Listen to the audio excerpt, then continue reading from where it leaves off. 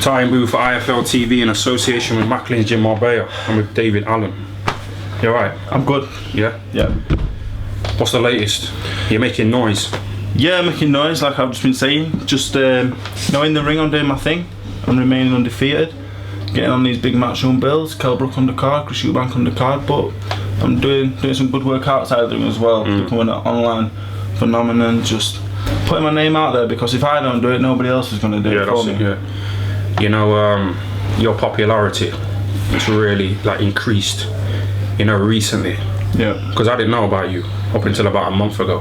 I've known you for 8 years' time. Yeah, but yeah, I know what you mean. But have you just started to scream out for fights because you feel like you might be missed out? It's difficult. Or left out. It's difficult because in the ring, my performances aren't indicative of what I'm doing in the gyms around the world, around Europe, with Vladimir Klitschko, Tyson Fury, Anthony Joshua, all these world-class talent. Everyone knows what I can do. I'm not performing it in the ring right now. The Gavin fight and the Frenchman, I've not performed. So I feel like it's easy for fighters that are decent names to say, we don't need to fight Dave Allen, he's no good. You've seen him fight Gavin, he's no good. So if I don't do my talking outside of the ring, I'm going to be easily avoided. So, I'm making friends, I'm making a few enemies as well doing it. But there's no bad feeling from me to anyone. I don't dislike anyone. Never mind people I don't know. I can't dislike anyone I don't know. But I've got to do what I've got to do. I've got to provide for myself. And if I've got to do that by opening my mouth, then I'm going to do that. A closed mouth doesn't get fed, does it? I like that one. Unless it's for a straw. Yeah. Who wants to eat for a straw? Well, it's no good, is it? I keep asking for the wrong fights. You never know. That could be possibility as well. Yeah, that's it. People like Dillian Whyte. Is he avoiding you because of that Gavin fight, or? You know what it is? Dillian Whyte. I feel like Dillian Whyte will fight anyone. If it's for the British title, he'll take it. If it's not for the British title, it's been knocked back. It's probably not going to happen. But I feel, like I say, I've done the talking. I've taught myself. I taught myself into a British title fight with one of the biggest names in Britain. I taught my way into that. Yeah. So whether that's good or bad or indifferent, I don't know. But I've done it, and my next fight is going to be a big fight regardless, because I've half earned it and I've half spoke it. Who are you fighting? You're boxing on the Kelbrook undercard. Only on the Kelbrook undercard. That's a definite. August. Eddie told me the other day that's a definite. Maybe out before that, July 30th at Leeds Arena. That's a possibility. Sam Sexton, possibility. That's the one, the Dillian Whyte fight. Dillian Whyte is the biggest name, the biggest money, maybe the biggest I can get right now. Yeah. That's the biggest I can fight my way into at this moment in time. You talking about money. You kind of made it public, on Twitter, saying that you've earned 12 grand. Yeah. In about 12 fights. Yeah. That's, what? That's terrible, This is boxing. That's like being on a dole. Because it's $4 grand a year, over 3 years. Yeah. That's why I don't know many boxers starting out who just box as a full-time thing. Boxing has never been a full-time thing. It was to start with. I had a good sponsor. Dennis Hobson helped me out massively. Then I went into supply teaching for around 18 months, working in schools, doing that. And then after the Gavin fight, I made enough money where I was training then, because I know a big opportunity is coming. Money will get better. Boxing is not about the money for myself, but at the same time you've got to live as well. Yeah, but that's what I'm saying. Every year it's about $1,000, for medical bills, and then you're buying boxing gloves, boxing shorts. You're paying to train in gyms like this. You're coming from Doncaster, aren't you? Yeah. Protein powder and stuff like that. Anthony Joshua. Yeah. I was watching an interview with him, and he was in his gym. And he opened a cupboard, and it was full of protein powders and creatine and all this stuff. He hasn't paid for any of that, has he? Nah, Joshua gets sponsored. I've been sponsored by 2 people my whole career. My whole 3.5 years of professional, I've had 2 sponsors. And that's why I've been talking to him. That is a reason, because I've been struggling through my career, my whole career. I'm not struggling to live. Do you know what I'm saying? I'm not struggling. I'm not living in poverty. Do you know what I'm saying? So that tweet about you being in a bedsit, was that a joke? No, I'm not in a bedsit. You're not in a bedsit, yeah? No, we're not there yet. I'm glad to hear it. That was good though. Dillian's funny. He's funny. I underestimated the band. Oh, did he say you live in a bedsit? Yeah. Did he? Yeah. What, in Doncaster? In Doncaster. Are you the most well-known person in Doncaster? I think Jamie McDonald, Gavin McDonald. Yeah. They're better boxers than me. Are you like a local celebrity? I don't think so. Because you've been on Sky Sports News. No. I'm just... One day, yeah. The thing is with me, TYAN, I don't drink. I don't go out. I've never been out in Doncaster Town Centre on an evening. Yeah. I don't do none of that. I'm not about that life. What about KFC? I'm about the KFC life. That's the thing. I don't go out. I don't drink. I don't train. I just sit in the house and eat KFC and box every 4 or 5 months. In a single bed, yeah. In a single bed, Eating in crisps. a bed sit, eating crisps, just struggling through life, jealous of all these men making money and having a good life. Cashing in, aren't they? But there's like a heavyweight who's similar to you. You know, the similar age. Yep. He's a heavyweight. Same amount of fights, similar opposition. Yep. From South Yorkshire. Yep. Kash Ali. But people don't really know about him. You know, Dillian Whyte, they're not talking about him because he's not making noises. That's the difference. That is exactly the difference. So he could miss the boat, you know, like with all these heavyweights around, he could miss the boat by, you know, not talking. Yeah, I don't want people to like look at me and think I'm just mouthy and I'm not a nice person, you know. Like you say, a closed mouth doesn't get fed. I do this talking. It's not in any bad feeling. It's about I'm not missing my opportunity. I'm 24 years old. You know yourself. I was here 8 years ago. You was a pro then. Yeah. You're still here now, 8 years later. Yeah. I'm not coming here in 8 years' time and thinking, what if? I'm gonna do it now, and you know, when I get in the ring, I try my best. I'm not gonna be the best fighter in the world, but I'm gonna give it my best in the gym, in the ring, and outside the ring as well. I need them opportunities. I want to get paid. I want to have a good life. The thing is, like when you're training full time, it is hard to work full time as well. Yeah. So you know, when you do retire, say if you don't make it in boxing, you haven't got the best CV, have you? No. Your CV's like terrible. Yeah. So you have to start giving like fake references and stuff like that, you know, to try and like improve your CV, or you have to get a job in Asda like Harold Graham. I got 3 GCSEs. Did you know that he was stuck in shells in Harold? I knew that. Asda. Yeah. And my dad beat Mum Graham as 18-year-old amateurs. So I've been lucky enough to spend time in his company and train with him. He's a nice man, but like you say, it's one thing making money and it's another thing keeping hold of your money. Yeah, true. So, you know, messing around with women and that. Have you got a load of female attention since you become a little celebrity in Doncaster? It's not what it is. I've got a quiet life. Quiet life. I don't think anyone's got a bad word to say about me. It's just, like I say, I've been spoke about a lot lately, but...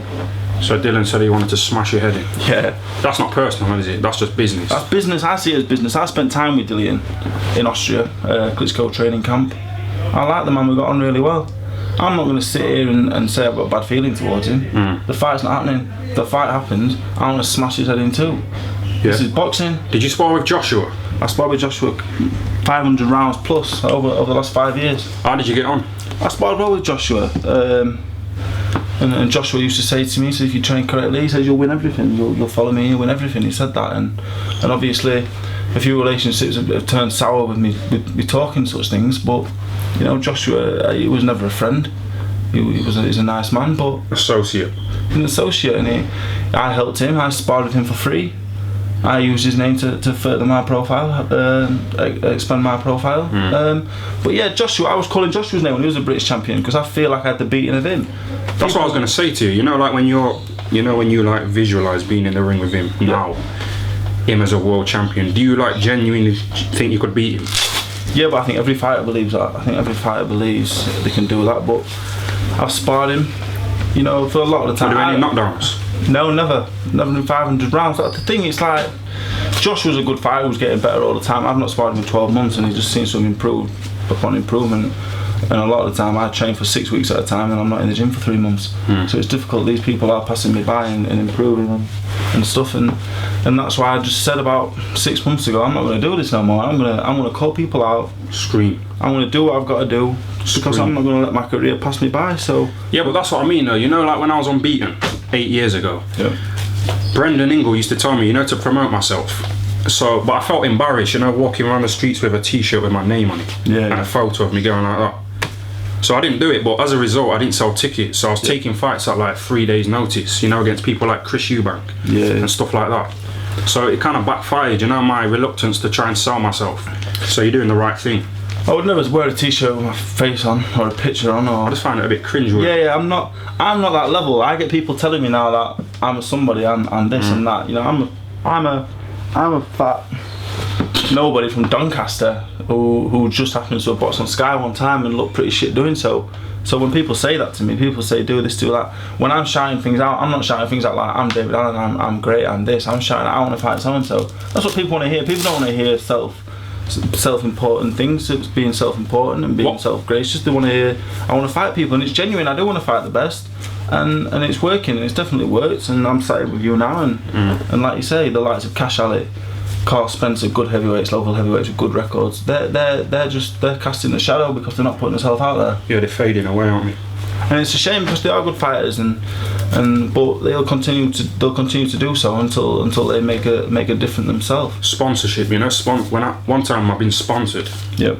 And I was on Sky Sports, and all the sponsor gave me was some Thai boxing shorts. Yeah. You know, the wide ones that don't even fit properly. That's all I got. I've had 2 sponsors, monetary sponsors. I've had a lot of sponsors with stuff. That's good, that's great. Anything helps, but like, I don't know. I see fighters which I believe. I know I'm a good fighter. I've been around gyms. You know yourself. You know yourself if you're a good fighter. You can't lie to yourself. I can say to you I'm a good fighter and not believe it, but I say I believe it. I see bad fighters with sponsors. I see bad fighters with T-shirts with their names on, like you say, going around. Prince Patel, I don't know if Prince Patel's not a bad fighter. He's been to ABA finals. He can't be a bad fighter. Yeah, but you know that guy, shouting his mouth off, talking about blowjobs and stuff like that. He did it in the wrong way. Yeah, he did it in the wrong way. Because like when he was saying it, he was like looking around the room, to see he was laughing. Yeah. And you could see his mind just trying to think of the most controversial thing. So he got himself up there profile-wise, but then he boxed that guy, didn't he? Who had 2 wins and 5 losses and got knocked down. We haven't heard from him since, have we? He was working with Mervyn Turner, and I don't think Mervyn's a good man, and he wouldn't work with a bad person. So I think the way that Prince Patel was disingenuine in being a bad person, I think he's a good person trying to be bad, trying to create like a WWF. Yeah, trying to create an aura about him, but it backfired. Yeah. And then he's not the greatest fighter anyway, is he? I'm not saying he's a bad fighter, but he got a draw with a bad fighter, so he's a. He got a draw, didn't he? He's a bad fighter. I got a draw, but I got a draw with a good fighter, which doesn't make me a bad fighter. It made me an out of shape. Was you like overloading on them KFCs when you boxed Jason Gavin? Because you don't have to make weight, do you? Was you overloading on KFCs? I'll tell you what happened with Jason Gavin. Richard Towers pulled out on the Monday. Oh yeah. And they said to me, we're flying in Jason Gavin. He's got an Achilles injury. He's out of shape. I said, right. From Monday night to Saturday night, KFC. I put on half a stone, didn't do a thing. I just thought I was going to stop him, walk through him. And he's very experienced, very cagey, and my experience showed, and he made me look bad. And I've been regretting that ever since. I've had 3 months of people underestimating me, but Enzo Maccarinelli said to me the other week, he said it's a blessing in disguise, because these fighters are going to look at the Gavin fight and they're going to say he's not a good fighter, that's a walk in the park.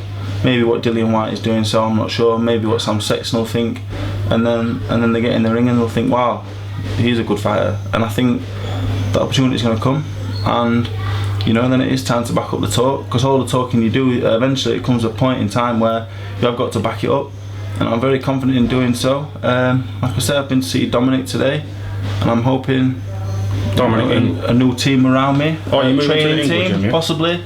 Yeah, there's variety here. Stiffy Bull still managed me, a good friend of mine. Everything was going great, but I feel like I just need to change the scenery, a change of input in terms of my training. So things are looking up. I'm not sure if it's Sexton next, White next. I'm not sure if it's in Leeds, still Sheffield. For that Kell Brook show. Yeah, it's nothing's a definite. I would like the White fight. Like, it's definitely the fight I would like. Whether that's going to happen or not, I don't know.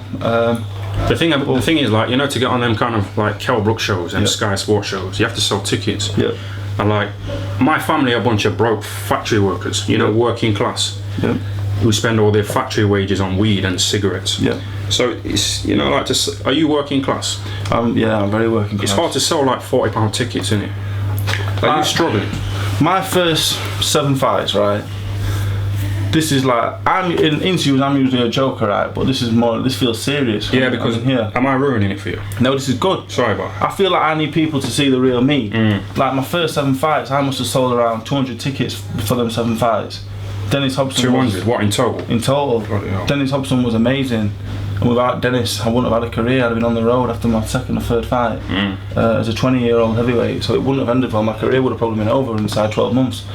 So he helped me massively. That ended, things ended, didn't end like those acrimoniously ended, but without him I wouldn't have got anywhere. Tickets are hard to sell. I'm on matchroom shows now. People are showing more interest. People do want to buy tickets. When you think I was meant to fight Richard Towers, that was a big fight locally. And people want to come and watch Kell Brook. People don't want to watch me. Half of them don't want to watch me. Half of them want to watch Kell Brook.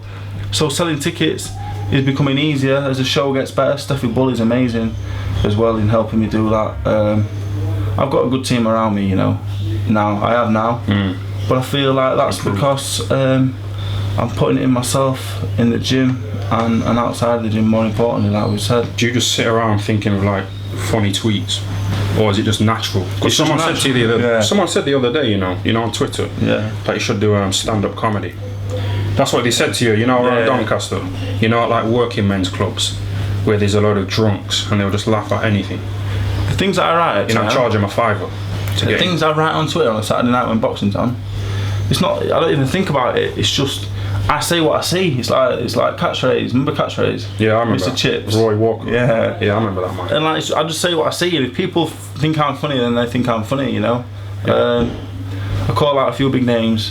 I make a few funny observations, and like I see a lot of boxers who are nobodies like me, and they can't make time for people who take time to tweet and ask questions. You know Joshua, people tweet him and he replies. They'll say to him, how many sugars do you have in your tea? You know, stuff like this, and he'll reply. But I won't be able to be bothered with that, because it's like constant in it with him. At that how many sugars do you have in your tea? Do you know what I mean? Would you reply to that? I reply on an average. I'll get Facebook messages, Twitter, a few Twitter inbox messages, a lot of Twitter messages. I reply to every single one. Yeah. You know your followers, they've gone up like a lot, haven't they? Like, in the past month. 2,500 in 2 months. How many did you have about a month ago? Before the Gavin fight, I had around 700. How many have you got now? About 3,500. And you haven't bought any of them? No. None of them? I ain't got the money to buy them. Bed sit living, yeah? That's what I'm saying. It's like, maybe if I stopped buying Twitter followers, I could get out of the bed sit and get a normal house. KFC. So it's good, man. But you know, I'm gonna end it, you know, because someone's gonna knock on the door and, you know, ruin it like they did before. But it's good. Thanks for giving me the time of day. Now you're up there. I appreciate it. Seriously. Thanks for that anyway. Yeah. Nice on me.